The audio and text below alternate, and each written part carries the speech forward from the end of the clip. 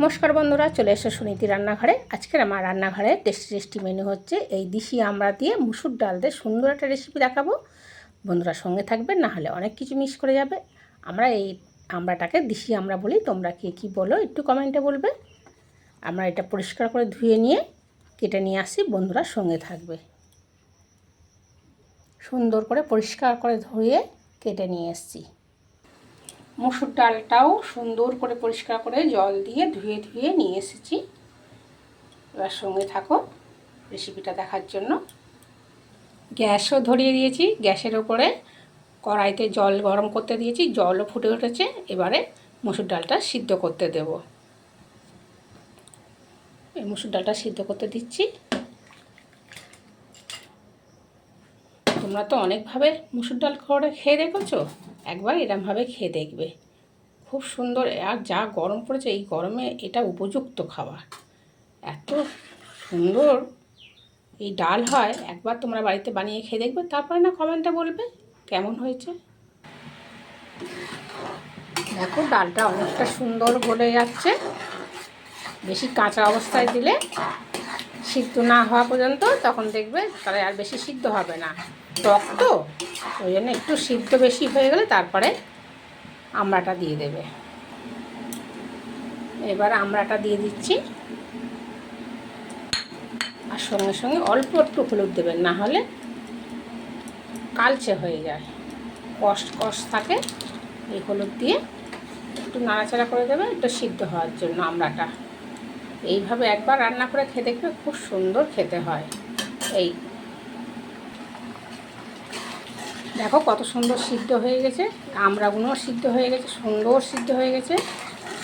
আর এরকম যদি রেসিপি নিত্য নতুন তোমরা দেখতে চাও, তাহলে আমার চ্যানেলটাকে একটা লাইক একটা সাবস্ক্রাইব করতে ভুলবে না।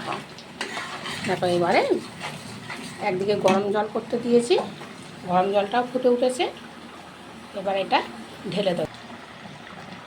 গরম জলটা ঢেলে দিচ্ছি, যতটা প্রয়োজন যা ততটাই ডাল নেবে, আর জলও দেবে। আর এই দুটো বাতাসা দিয়ে দিলাম, একটু মিষ্টি মিষ্টি হলে ভালো লাগবে।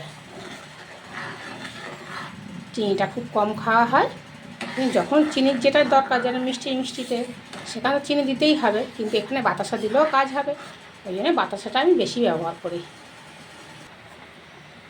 এবারে নুন দিয়ে দিচ্ছি, আর আগেই হলুদ দিয়েছি, তাও একটু হালকা করে হলুদ দিয়ে দিচ্ছি। এবারে ঢেলে নেব সাঁতাল দেওয়ার জন্য। আর কড়াটাকে পরিষ্কার করে ধুয়ে নিয়ে আসি, মেজে নিয়ে আসি। সঙ্গে থাকো বন্ধুরা। ডালটাও ঢালা হয়ে গিয়েছে, কড়াটা পরিষ্কার করে নিয়ে চলে আসা হয়েছে। এবারে তেল দিলাম, তেল গরম হয়ে গেছে, তেজপাতা, শুকনো লঙ্কা আর সর্ষে ফোড়ন দিয়ে দিলাম। এটা সুন্দর করে ভাজা করে নিই। সুন্দর ভাজা হয়ে গেছে, এবার ডালটা ঢেলে দেবো। ডালটাও ঢেলে দিয়েছি।